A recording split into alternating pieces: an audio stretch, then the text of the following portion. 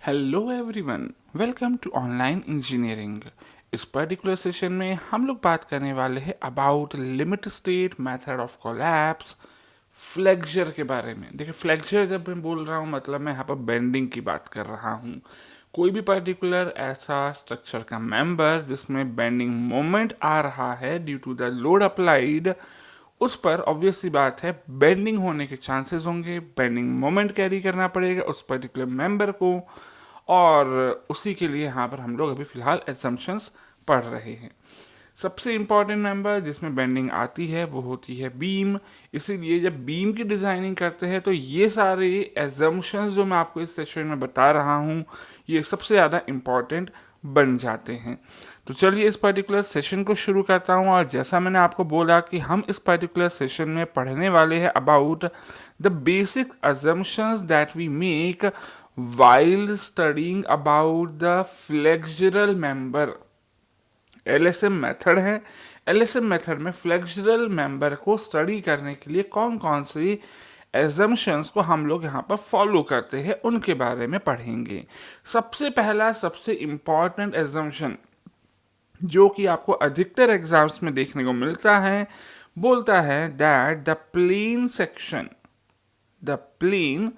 Section before bending remains plane even after bending. मतलब क्या है इसका मतलब समझना इंपॉर्टेंट है। Remains plane even after bending. अब देखिए, बेंडिंग समझना है तो मुझे यहाँ पर आपको बनाकर दिखानी पड़ेगी एक बीम। ठीक है, तो अगर let us suppose this is the beam, ये एक आपका बीम है। बीम का क्रॉस सेक्शन भी मुझे दिखाना था, इसलिए इसकी आपको मैंने यहाँ पर डेप्थ दिखाई है। ठीक है, तो ये जो बीम है लेट अस सपोज इसमें यहाँ पर आपने दो सपोर्ट्स दिए हैं, तो this is your simply supported beam. And obviously बात है इस बीम का खुद का कुछ सेल्फ वेट होगा, और वो सेल्फ वेट जो है वो डेड लोड के तौर पे पूरे के पूरे बीम की सेक्शन में अलोंग द लेंथ कुछ इस तरह से डिस्ट्रीब्यूटेड होगा। तो क्योंकि यहाँ पर लोड डिस्ट्रीब्यूटेड है, मैंने यहाँ पर लोड भी दिखा दिया है। ठीक है, ऑब्वियसली बात है due to this particular load applied and supports एक बेंडिंग मोमेंट यहाँ पर जनरेट होगा। सिंपली सपोर्टेड बीम में अगर यूडीएल लगा हो तो बेंडिंग मोमेंट डायग्राम सभी ने बनाना सीखा है। अगर ना भी सीखा हो तो भी मैं यहाँ पर आपको याद दिला सकता हूँ कि भैया जो बेंडिंग मोमेंट डायग्राम होगा वो कुछ इस तरह का होगा। मतलब मैक्सिमम बेंडिंग मोमेंट जो आएगा वो कहाँ आएगा, that will B at the centre. तो इस डायग्राम को चलिए वापस से बना देता हूँ। सेंटर पे मैक्सिमम बेंडिंग मोमेंट आएगा। तो यहाँ पर मैक्सिमम बेंडिंग मोमेंट आता है, वैल्यू होती है WL²/8। यूज करेंगे हम लोग आगे न्यूमेरिकल्स में, बट ये बात क्लियर है कि बेंडिंग होने वाली है इस पर्टिकुलर बीम की। एंड ऑब्वियसली बात है अगर लोड लग रहा है इन द डाउनवर्ड डायरेक्शन तो ये बेंडिंग होगी हमारे बीम की कुछ इस तरह की। ठीक है, तो अब जरा देख लेते हैं ये बेंडेड जो हमारी बीम है इसका cross section let suppose bend होने के बाद कुछ इस तरह का बन जाता है। बेंड होने के बाद ठीक है, लेंथ का बिल्कुल यहाँ पर ध्यान रखना पड़ेगा कि लेंथ ज़्यादा ना हो जाए बेंड होने के बाद। बट हाँ, लेट सपोज ये कुछ इस तरह का यहाँ पर बेंड होने के बाद का क्रॉस सेक्शन है। अब सुनिए, इस पर्टिकुलर बीम को स्टडी करना है तो मैं कुछ लेवल्स यहाँ पर पहले ही इंडिकेट कर रहा हूँ। पहला तो यहाँ पर मैं दिख रहा हूँ सेंट्रल लेवल। ठीक है, सेंट्रल लेवल यहाँ पर भी इंडिकेट कर देता हूँ ब्लैक कलर से ही। इसी के अलावा अगर मैं यहाँ पर आपको पूछता हूँ कि देखिए यहाँ पर दो लेयर्स दिख रही है एक्सट्रीम मोस्ट। एक तो दिख रही है टॉप लेयर, ठीक है, एक तो ये दिख रही है टॉप लेयर। ठीक है, मैं यहाँ पर जल्दीबाजी नहीं करूँगा बिकॉज मैं ये एज्यूम कर रहा हूँ कि आप सब पहली बार पढ़ रहे हो। अगर आपने पहले पढ़ लिया है तो आप इस वीडियो की स्पीड इंक्रीज कर दें, और हो सकता है आप चाहो तो थोड़ा सा यहाँ पर फॉरवर्ड करके देख सकते हैं। ठीक है, लेकिन मेरा टारगेट वो स्टूडेंट होगा जो पहली बार इस सब्जेक्ट को पढ़ रहा है। ठीक है, क्योंकि अगर सारी बेसिक अंडरस्टैंडिंग क्लियर होगी तो फिर आप कॉम्प्लिकेटेड जो क्वेश्चंस है या टॉपिक्स है उनमें भी आपको कॉन्फिडेंस लूज नहीं होगा। और मैं यही चाहूँगा कि आपका कॉन्फिडेंस पूरे के पूरे सब्जेक्ट में बना रहे। अब सुनिए जरा, यहाँ पर दो लेयर्स को मैं अभी फ़िलहाल आपको ऑब्जर्व करवा रहा हूँ। पहला है टॉप लेयर और दूसरी है बॉटम लेयर। अब जरा बात को समझिए, ये जो पर्टिकुलर टॉप लेयर है ना, ये टॉप लेयर की अगर मैं आपको लेंथ पूछूं as compare to this length, ठीक है, तो क्या देखने को मिल रहा है कि सर ये लेयर की जो लेंथ है ये डिक्रीज हुई है। जबकि अगर let us suppose bent shape अगर एक सर्कुलर शेप मान लिया जाए, ये बेंट शेप अगर एक सर्कुलर शेप माना जाए, तो इसका सेंटर यहाँ कहीं होगा, है ना। लेट अस सपोज जो बेंट शेप है उसका सेंटर यहाँ है, and this is the radius of the top layer and this is the radius of your bottom layer, ठीक है। सो देखिए ये जो पर्टिकुलर डायग्राम था, this was bending moment diagram. इस डायग्राम का बेंडिंग मोमेंट डायग्राम का कोई लेना देना नहीं है भैया यहाँ पर, ठीक है। तो अब ये मत बोल देना कि बेंडिंग मोमेंट के सेंटर से यहाँ पर इस बेंट शेप का सेंटर होगा, ऐसा नहीं है, ठीक है। ये सिर्फ मैंने इंडिकेट करने के लिए सारे डायग्राम साथ में बनाए हैं। बट ये बात मुझे बताओ कि अगर रेडियस एट द टॉप यहाँ पर कंपेयर करता हूँ with the radius at bottom, तो कौन सा रेडियस ज़्यादा है बेंट शेप में? बॉटम का रेडियस ज़्यादा है। सर अगर इसका रेडियस ज़्यादा है, इसका मतलब लेंथ ऑफ टॉप लेयर और लेंथ ऑफ बॉटम लेयर, अब मैं अगर कंपेयर करता हूं इन द बेंट शेप, तो बेंट शेप में length at the bottom will be more. इसका मतलब मैं क्या बोल सकता हूं कि जो बॉटम लेयर होगी, बॉटम लेयर पे क्या रहेगी? टेंशन रहेगी। सो मैं लिख सकता हूं that bottom layer is subjected to tension, yes और नो। और सर अगर टेंशन है वहाँ पर, इसका मतलब जहाँ पर टेंशन होती है वहाँ पर मेरे को रेनफोर्समेंट देना जरूरी होता है। इसीलिए हम यहाँ पर क्या कर देते हैं, रेनफोर्समेंट इज प्रोवाइडेड और it is needed at the bottom layer, yes और नो। सो मैं यहाँ पर बॉटम लेयर पे रेनफोर्समेंट जनरली प्रोवाइड कर देता हूँ। तो लेट अस सपोज यहाँ पर मैंने एक ऐसा रेनफोर्समेंट, मतलब मैंने जो स्टील का बार है वो कुछ इस तरह से प्रोवाइड कर दिया है, ठीक है। ये मेरा रेनफोर्समेंट बार है, ठीक है। तो दिस इज योर रेनफोर्समेंट। अब बात को समझना, देखो ये सब मैंने इसलिए यहाँ पर साफ साफ इंडिकेट कर दिया है ताकि आगे जो हम लोग न्यूमेरिकल्स करें वहाँ से आप इजीली रिलेट कर पाओ। अब सुनिए, देखिए अगर मैं इसका क्रॉस सेक्शन देखूंगा तो ये मान लेता हूँ मेरा बीम का क्रॉस सेक्शन है, ठीक है। यहाँ हमने कुछ इस तरह के बार्स प्रोवाइड करे हैं, ठीक है। तो this is your bar. But अब समझिए जरा ध्यान से देखिए, यहाँ अगर मैं इस पर्टिकुलर बेंट शेप में चेक करता हूँ, चलिए बेंट शेप के पहले एक काम करते हैं। हमारा जो ओरिजिनल शेप था उसमें मैंने कुछ सेक्शंस यहाँ पर कट करे हैं। लेट अस सपोज ये ए सेक्शन है और ये बी सेक्शन है, ग्रीन कलर से दिख रहे हैं आपको। यही सेम सेक्शन अगर मैं यहाँ ड्रॉ करता हूँ तो ये रहा ए और ये रहा मेरा बी, ठीक है।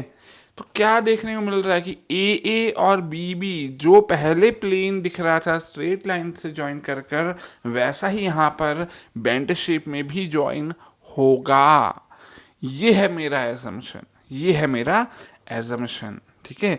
यहाँ पर मेरा एजम्पशन ये बोल रहा है कि भैया ए और ए पॉइंट्स जो आपके ओरिजिनल बीम के शेप में एक ही लाइन में थे, वो इवन बेंट शेप में भी एक ही स्ट्रेट लाइन में रहेंगे, ठीक है। मतलब अगर यहाँ से एक सेक्शन कट करता हूँ तो वो सेक्शन कैसा रहेगा? प्लेन ही रहेगा ऑफ दोज पॉइंट्स जो कि पहले भी एक ही प्लेन में थे, ठीक है। तो आई होप शायद बात समझ में आई है। यहाँ पर जो सेंटेंस लिखा हुआ है ना, ये सेंटेंस, इसका मतलब समझ में आना चाहिए कि अगर ये सेक्शन ए मैंने पहले कट करा वो प्लेन था, तो इवन बेंट शेप में भी कट करने पे ए पॉइंट्स को ज्वाइन करने वाला सेक्शन कैसा रहेगा?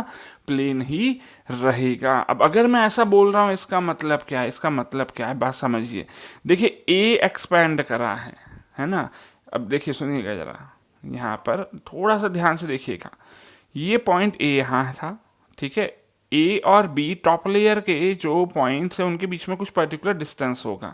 लेट अस सपोज ये ए टी और बी टी लिख देता हूँ और ये ए बी और बी बी लिख देता हूँ। बॉटम लेयर के लिए सबस्क्रिप्ट मैंने यहाँ पर बी लिख दिया है। तो मुझे एक बात बताओ, ए टी बी टी ज़्यादा होगा कि ए बी बी बी ज़्यादा होगा? ऑब्वियस सी बात है, बॉटम लेयर की जो डिस्टेंस है, ये ए और बी पॉइंट्स के बीच में डिस्टेंस ज़्यादा होगा। हाँ या ना?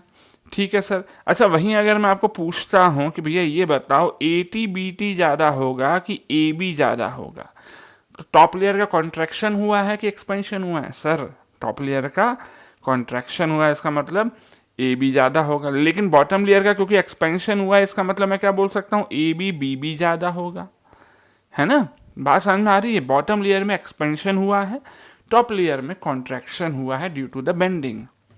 लेकिन अगर मैं ये बोल रहा हूं कि अगर मैं AT और AB को ज्वाइन करूं, तो इनमें ज्वाइनिंग करने पर बीच के भी जो हमारे पॉइंट्स होंगे, A और B के बीच वाले पॉइंट्स कौन कौन से होंगे? भैया यहाँ पे भी तो पॉइंट है, यहाँ पे भी तो पॉइंट है, यहाँ पे भी तो पॉइंट है, यहाँ पे भी तो पॉइंट है। ऐसा तो नहीं है कि सिर्फ टॉप लेयर और बॉटम लेयर ही है, ये सारे भी तो पॉइंट्स है ना? इन सभी पॉइंट्स में जो यहाँ पर धीरे धीरे धीरे धीरे इंक्रीज दिख रहा है आपको लेंथ में, ये दिख रहा है ना कि भैया टॉप लेयर की लेंथ कम थी और बॉटम लेयर की लेंथ ज़्यादा है। तो ऑब्वियस सी बात है, जैसे जैसे मैं ऊपर से नीचे वाले लेयर में जा रहा हूँ, क्या हो रहा है, length of the layer is increasing. But मैंने ये चीज़ बोली कि भैया सेक्शन जो है वो यहाँ पर प्लेन रहेगा, इसका मतलब क्या है कि ये ऊपर से नीचे जाने पर, मतलब AT से AB जाने पर जो हमारा धीरे धीरे इंक्रीज हो रहा है, वो इंक्रीज कैसा है, लीनियर है। तभी जाकर ये प्लेन कैसा बन रहा है, एक स्ट्रेट प्लेन बन रहा है ना? इसका मतलब मैं यहाँ पर लिख देता हूं that your AT-AB even in the bend shape, even in the bent shape is linear। Linear तो खैर अभी फिलहाल मेरे को यहाँ पर 2D में दिख रहा है, बट 3D में इसको मैं क्या बोल दूंगा, प्लेन बोल दूंगा। ठीक है? अब अगर ये लीनियर है, इसका मतलब क्या है, that all layers between AT and AB have expanded or deformed linearly। Expanded हुए, कुछ एक्सपैंड हुए, कुछ कॉन्ट्रैक्ट हुए हैं, लेकिन जो भी डिफॉर्मेशन है वो डिफॉर्मेशन कैसा वेरिएशन है, यहाँ पर लीनियरली वेरिएशन है। तभी जाके जो पहले यहाँ पर सेम लाइन में थे वो अभी भी सेम ही लाइन में हैं। तो जहां मैंने ये बोला कि भैया डिफॉर्मेशन लीनियर हुआ है, तो डिफॉर्मेशन को क्या बोला जाता है, this deformation is nothing but this is known as strain, है ना? तो जब मैंने ये चीज बोल दी कि भैया यार यहाँ पर डिफॉर्मेशन लीनियर हुआ है, इसका मतलब क्या है कि स्ट्रेन लीनियर हुआ है। आई होप शायद बात समझ में आई है, बोलो हाँ या ना? ठीक है ना? तो यहाँ पर चलिए अब हम लोग लिख देते हैं आगे। मोस्ट इंपॉर्टेंट पॉइंट जो एक्चुअली आप लोगों को याद रखना है वो क्या है, इस स्टेटमेंट का, ये वाले स्टेटमेंट का मतलब क्या है, that the strain variation is linear. इसका मतलब मैं क्या बोल सकता हूँ, डिफॉर्मेशन लीनियर है, इसका मतलब स्ट्रेन वेरिएशन इज लीनियर। ठीक है? अब स्ट्रेन वेरिएशन जब मैं ये बोल रहा हूँ लीनियर है, तो इसी को आप डायग्राम में भी इंडिकेट करते हो, और जब डायग्राम में इंडिकेट करते हो तो आप क्या बोलते हो कि ये पर्टिकुलर सेक्शन, ये वाले सेक्शन के करस्पॉन्डिंग, अगर मैं यहाँ पर इस सेक्शन को थोड़ा सा मैं एक काम करता हूँ, इधर मूव कर लेता हूँ, अपने लिए अलग से वापस से बना देंगे, इसको इधर लगा देता हूँ मैं। ठीक है? चलिए इसको थोड़ा सा और यहाँ पर इसको मैंने मूव कर दिया इसके पड़ोस में। ठीक है? अब सुनेंगे जरा, जब मैंने बोला लीनियर है, इसका मतलब क्या, देखो अगर ये 0 0 वाला लाइन है, 0 0 मतलब ओरिजिनल जो भी यहाँ पर हमारी लेंथ थी उसके हिसाब से अगर कोई वेरिएशन नहीं हुआ तो वो 0 0 लाइन पे रहेगा। कोई वेरिएशन नहीं मतलब कोई डिफॉर्मेशन नहीं हुआ किसी भी लेयर का। बट ऑब्वियसली बात है सर, जो टॉप लेयर है उस पर क्या हुआ है, कॉन्ट्रैक्शन हुआ है, बॉटम लेयर पे क्या हुआ है, एक्सपेंशन हुआ है। तो टॉप लेयर और बॉटम लेयर पे जो डिफॉर्मेशन हुए वो अपोजिट हुए हैं। टॉप लेयर पे कैसा हुआ है डिफॉर्मेशन, दैट इज कंप्रेसिव, और बॉटम लेयर पे डिफॉर्मेशन कैसा हुआ है, बॉटम लेयर पे डिफॉर्मेशन हुआ है दैट इज यहाँ पर टेंसाइल। ठीक है? इलोंगेशन हुआ है। तो इन दोनों के बीच में ये देखो, मेरे को ये तो पता है कि इलोंगेशन और और यहाँ पर कॉन्ट्रैक्शन हुआ है, लेकिन इन दोनों टॉप और बॉटम लेयर के बीच का जो वेरिएशन है वो कैसा रहेगा, लीनियर रहेगा। ये बोलता है मेरा एजम्पशन। तो आई होप शायद बात समझ में आई है कि इस एजम्पशन का एक्चुअली मतलब क्या है, कि जो सेक्शन पहले प्लेन था वो बेंडिंग के बाद भी प्लेन रहेगा। इसका मतलब क्या है कि बीच के सभी की सभी लेयर्स का जो भी यहाँ पर डिफॉर्मेशन हुआ है वो लीनियरली ही वेरी हुआ है। ठीक है, आई होप शायद बात समझ में आई है। ठीक है, अब चलिए, ये था हमारा पहला एजम्पशन। और हमारी एग्जाम्स में अगर मैं बात करता हूँ तो सबसे ज़्यादा जो एजम्पशन पूछा जाता है, जिस पे क्वेश्चंस बनते हैं, वो यही वाला एजम्पशन था। चलिए आगे बढ़ते हैं towards our next assumption, second assumption. Second assumption क्या बोलता है? बोलता है that the maximum compressive strain, maximum compressive strain in concrete is in flexure की बात हो रही है यहाँ पर, तो वो भी लिख देता हूँ, is taken as 0.0035 मतलब क्या है? मतलब बहुत ही सिंपल सा है कि भैया अगर स्ट्रेस स्ट्रेन कर्व आपने पढ़ा है तो बिल्कुल सर ये जो मैक्सिमम स्ट्रेन यहाँ पर देखने को मिलेगा, ये मैक्सिमम स्ट्रेन की वैल्यू कितनी ली जाती है? एज 0.0035 ली जाती है। तो बहुत बड़ी बात नहीं है ये, है ना। लेकिन देखो ये जो है ये हमारा एक्चुअल कर्व था। ठीक है, अब अगला जो यहाँ पर हमारा एजम्पशन है वो क्या बोलता है कि ये जो एक्चुअल कर्व है ना अपने कंक्रीट का, इसको थोड़ा सा चेंज करेंगे, हम लोग एज्यूम करेंगे। ठीक है, इसको क्या करेंगे, हम थोड़ा सा एज्यूम करेंगे, है ना। अब एज्यूम करके कैसा बना देते हैं, तो अब चलो वो भी देख लेते हैं कि भाई एज्यूम करके कैसा बनाते हैं। तो मैंने यहाँ पर लिख देता हूँ third assumption, that stress strain relationship और कर्व इन द कंक्रीट की बात कर रहे हैं, is assumed to be composed of two parts। अब दो पार्ट्स कौन कौन से हैं? तो भैया आईएस कोड बोलता है, जो आईएस कोड का एजम्पशन है मैं आपको वो बता रहा हूं, वो बोलता है is composed of your linear portion. ठीक है, लीनियर पोर्शन तो खैर बाद में है। Is composed of a parabolic variation,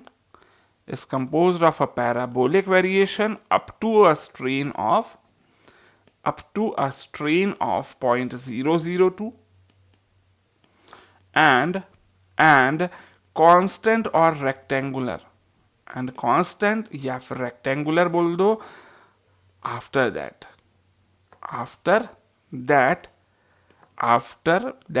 का मतलब 0.002 और अप टू फाइनली यहाँ पर मैक्सिमम स्ट्रेन कितना जाएगा, दैट विल बी 0.0035। ये तो मैं आपको सेकंड एजम्पशन में ही बता चुका हूँ। अब देखो ये जो थर्ड एजम्पशन है ना, इसका मतलब समझो। ये क्या बोल रहा है? ये बोल रहा है कि भैया जो स्ट्रेस स्ट्रेन कर्व हमने माना था, ये है एक्चुअल कर्व जो देखने को मिलता है, इसको हम एज्यूम करते कैसा? इसको हम एज्यूम करते कुछ इस तरह का कि भैया पहले रहेगा पूरा का पूरा पैराबोला और उसके बाद रहेगा यहाँ से क्या, हॉरिजॉन्टल या कांस्टेंट बोल दो। अच्छा, यहाँ तक पैराबोला है तो ये पैराबोला कहाँ तक माना जाता है? जब तक स्ट्रेन की वैल्यू कितनी होती है, 0.002, और मैक्सिमम कहाँ तक जाता है, 0.0035 तक ये जाता है। ठीक है, अच्छा लेकिन यहाँ पर बात याद हो आप लोगों को, अगर ये है हमारा FCK, ये खैर मैंने आपको पिछले सेशन में भी बताया है, तो हम यहाँ पर जब स्ट्रक्चर में देखते हैं कि भैया स्ट्रक्चर में कितनी स्ट्रेंथ मिली, तो स्ट्रक्चर में ये स्ट्रेंथ नहीं मिलती। स्ट्रक्चर में जो स्ट्रेंथ मिलती है वो कितनी होती है? स्ट्रक्चर में फील्ड पर जो स्ट्रेंथ मिलती है that is only 0.67 times of FCK। वहीं अगर मैं डिजाइन स्ट्रेंथ की बात करता हूं तो डिजाइनिंग में हम लोग स्ट्रेंथ क्या लेते हैं, ये भी बताई थी मैंने पिछले सेशन में आप लोगों को, है ना। तो डिजाइन में स्ट्रेंथ कितनी लेते हैं सर? यहाँ पर पार्शियल फैक्टर ऑफ सेफ्टी लेके हुए कितनी ली जाती है? Partial factor of safety that is taken as 1.5। Finally value क्या आ जाएगी? दैट इज 0.45 या फिर 0.446 FCK भी बोला जा सकता है। इसको चलो एग्जैक्ट वैल्यू लिख देता हूँ, बाकी आगे चल के हम लोग बिल्कुल इसको राउंडिंग ऑफ करेंगे। ठीक है, तो आई होप शायद बात क्लियर है। So this is your stress value. अब इसी को अगर मैं यहाँ पर डायग्राम बनाकर दिखाऊं तो देखो भैया, ये let us suppose this is your section, this is your section, इधर आपने ये रिइंफोर्समेंट प्रोवाइड कर दिया, ठीक है। अब जब रिइंफोर्समेंट प्रोवाइड करा है तो भैया सबसे पहली बात समझो, स्ट्रेन का वेरिएशन फर्स्ट एजम्पशन क्या बोलता है, स्ट्रेन विल वेरी लीनियरली, तो स्ट्रेन वेरी करेगा लीनियरली, ठीक है। लेट अस सपोज यहाँ तक। अच्छा, मैक्सिमम स्ट्रेन कितना है, तो भाई मैक्सिमम स्ट्रेन आएगा आपके एक्सट्रीम मोस्ट फाइबर पे, और मैक्सिमम स्ट्रेन की वैल्यू कितनी बोली, 0.0035। अच्छा, बीच में ही कहीं वैल्यू आएगी 0.002, तो ये वाला पॉइंट भी मैंने यहाँ पर इंडिकेट कर दिया आपको। एंड ये एक ऐसा लेवल है जहाँ पर कोई भी स्ट्रेन नहीं हुआ, इसको बोल देते हैं न्यूट्रल एक्सिस। आगे चल के देखेंगे न्यूट्रल एक्सिस के बारे में और बात करेंगे। बट अगर मैं स्ट्रेस की बात करता हूँ तो स्ट्रेस, मैक्सिमम स्ट्रेस कितना है भैया ये बताओ, मैक्सिमम स्ट्रेस कितना है, that is 0.446 as per our design. तो ये है मैक्सिमम स्ट्रेस, ठीक है, कितना है 0.446 FCK, ठीक है। अच्छा, 0.002 तक वेरिएशन कैसा बोला मैंने, यहाँ से यहाँ तक का वेरिएशन इज लीनियर, ठीक है। और उसका न्यूट्रल एक्सेस यहाँ तक, क्योंकि कंप्रेशन यहीं तक है, यहाँ तक का वेरिएशन कैसा है, पैराबोला है, ठीक है। तो आई होप शायद बात समझ में आई है। पैराबोला अगर ना समझ में आया हो तो मैं वापस से एक बार पैराबोला बनाकर दे देता हूँ आपको, ठीक है।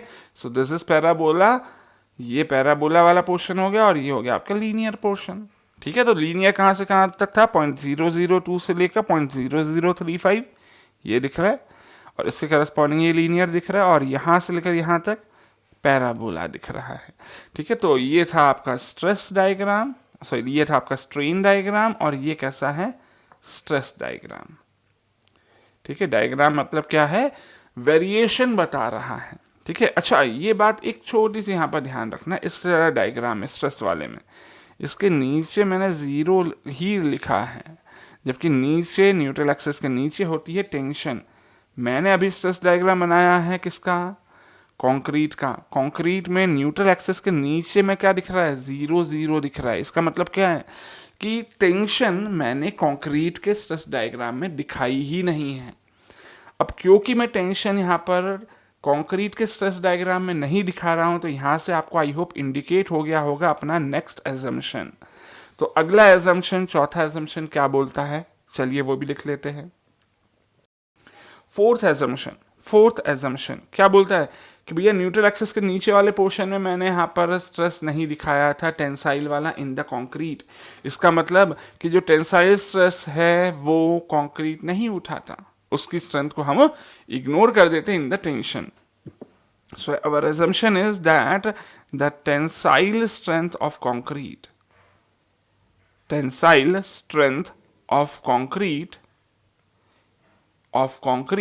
flexure is ignored। इसकी स्ट्रेंथ को हम लोग यहाँ पर इग्नोर कर देते। अब स्ट्रेंथ को अगर मैं इग्नोर कर रहा हूँ, इसका मतलब क्या है कि भैया जो टेंसाइल स्ट्रेसेस है वो कौन उठा रहा होगा, वो कंप्लीटली उठा रहा होगा, कौन, रेनफोर्सिंग स्टील। इसका मतलब क्या है, इसका मतलब ये है that all the tensile stresses और forces will be carried by, कौन उठा रहा है, will be carried by the reinforcing steel only, by reinforcing steel, ठीक है, क्लियर है। अच्छा, इसी के अलावा मैंने यहाँ पर क्या बोल दिया कि भैया कंक्रीट की कोई स्ट्रेंथ नहीं है। इसका मतलब कंक्रीट का होना नहीं होना क्या है, हम बराबर मान रहे हैं। इसका मतलब मैं क्या बोल सकता हूँ, दैट एरिया ऑफ कंक्रीट, इसका मतलब मैं क्या बोल रहा हूँ, area of concrete below the neutral axis is ignored। या तो आप ये बोल दो कि भैया मैंने यहाँ पर एरिया को इग्नोर कर दिया, या फिर आप ये बोल दो कि वो कंक्रीट कोई काम का नहीं है, कोई काम का नहीं। इसका मतलब क्या बोल रहे हो कि भैया वो कंक्रीट ऑलरेडी फेल हो चुका है, क्रैक हो चुका है, या आप एज्यूम कर रहे हो। ऐसा नहीं है कि ऑलरेडी क्रैक बन चुके हैं, लेकिन वी आर एक्चुअली एज्यूम कि भाई कंक्रीट में कोई टेंसाइल स्ट्रेसेस नहीं आएंगे, उसका कोई रोल ही नहीं है टेंशन उठाने का। तो इसी का तीसरा मतलब क्या लिख सकते हैं, that concrete below neutral axis is assumed to be cracked, is assumed to be cracked. अब आप लोगों के दिमाग में सवाल आएगा, सर ये 3 अलग अलग तरह से सेंटेंस को क्यों लिख कर दे रहे हो? इसलिए लिख कर दे रहा हूँ भैया, इसलिए नोट करके रख लो, क्योंकि आपकी एग्जाम में जरूरी नहीं है इसी फॉर्म में आपको सेंटेंस दिया जाए लिखकर। क्वेश्चन में हो सकता है आपको इस फॉर्म में लिख कर दे दिया जाए, हो सकता है इस फॉर्म में लिख कर दे दिया जाए, हो सकता है इस फॉर्म में लिख कर दे दिया जाए।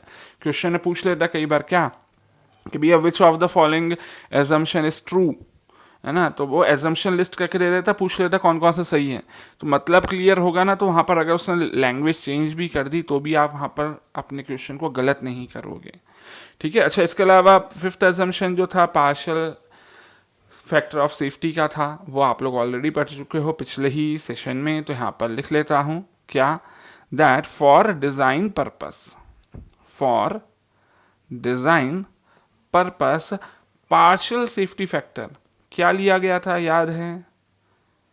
Partial safety factor for concrete कितना था? For concrete it was taken as 1.5। वहीं अगर स्टील की बात की जाए तो स्टील के लिए पार्शियल फैक्टर ऑफ सेफ्टी क्या लिया गया था? That was 1.15। ठीक है, क्लियर है। अच्छा, आगे बढ़ते हैं। 6th एजम्पशन सुन ले, है ना। क्या 6th एजम्पशन बोलता है कि भैया स्ट्रेस स्ट्रेन कर्व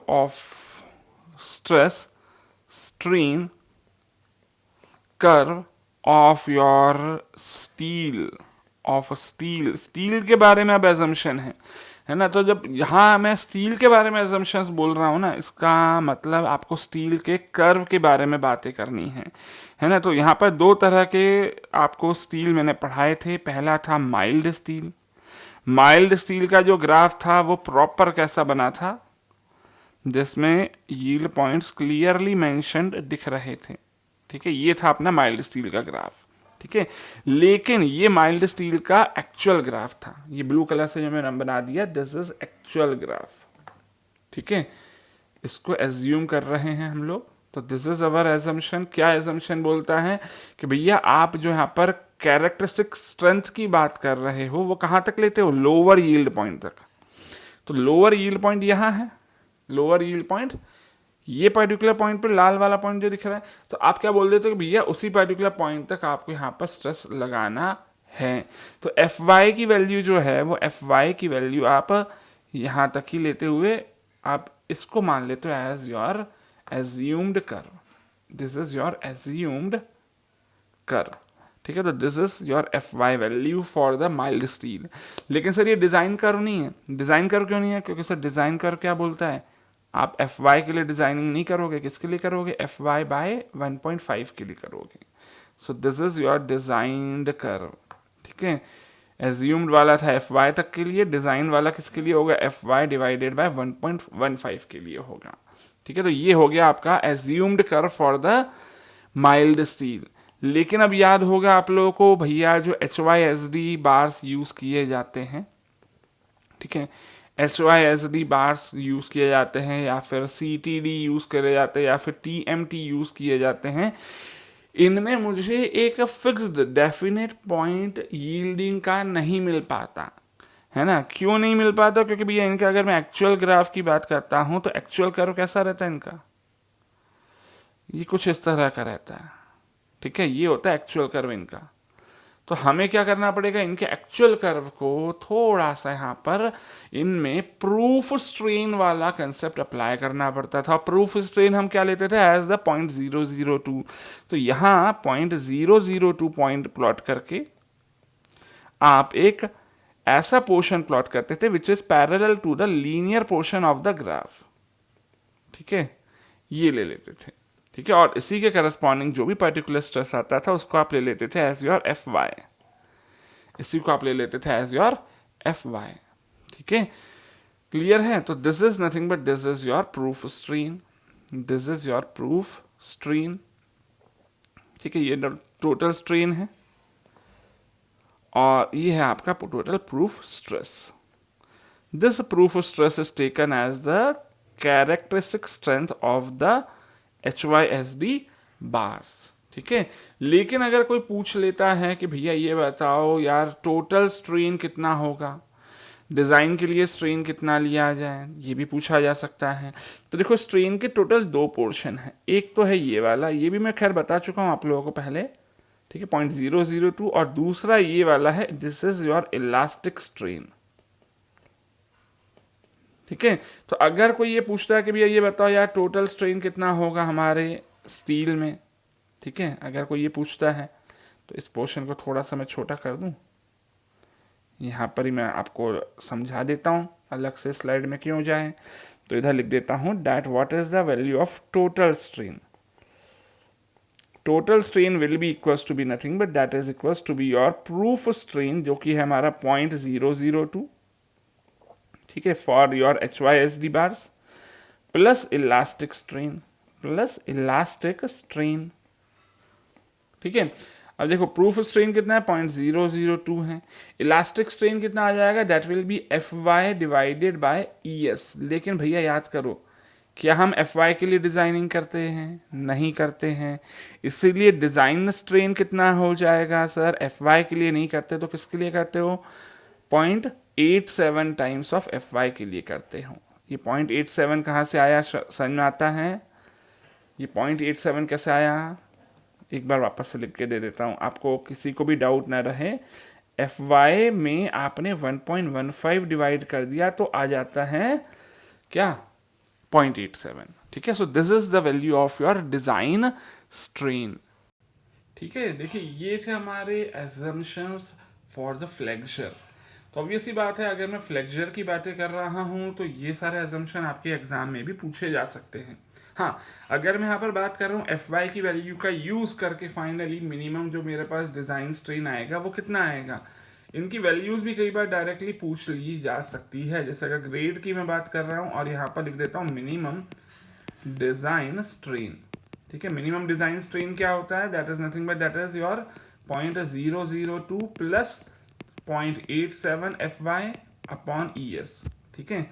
तो इनकी वैल्यूज कई बार आपको हो सकता है डायरेक्टली अपने AE की एग्जाम्स में पूछ ली जाए।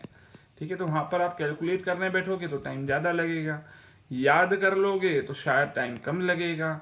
अभी आपके ऊपर है कि भैया आपको कैसे यहाँ पर कैलकुलेट करना है अपनी एग्जाम टाइम पर। ठीक है। FY की वैल्यूज मैं आपको ऑलरेडी बता चुका हूँ, 250, 415 और ये 0.0038 हो जाएगा। In the same way FE 500 अगर है तो उसके लिए थोड़ी सी वैल्यू और ज़्यादा आ जाएगी, that will be equals to be 0.0041। तो होने को हो सकता है कि आपके एग्जाम में डायरेक्टली ये स्ट्रेन की वैल्यूज ही पूछ ली जाए। तो एग्जाम में ऑब्वियसली बात है क्वेश्चंस अलग अलग लेवल के पूछे जा सकते हैं। आपकी एग्जाम में कैसा पूछेगा वो आपके ऊपर डिपेंड करता है कि कौन सी एग्जाम में आप बैठ रहे हो। तो फिलहाल इस सेशन को मैं यहीं एंड कर रहा हूँ। एजम्पशंस पढ़े हमने इस पर्टिकुलर सेशन में। सबसे इंपॉर्टेंट एजम्पशन था हमारा पहला वाला, बाकी ऐसा नहीं है कि दूसरे एजम्पशंस को आपको इग्नोर करना है। पढ़ना सभी को है, समझना सभी को है, याद सबको रखना है। फिलहाल इस सेशन को एंड करते हैं, मिलते हैं अगले सेशन में। Till then take care, bye bye.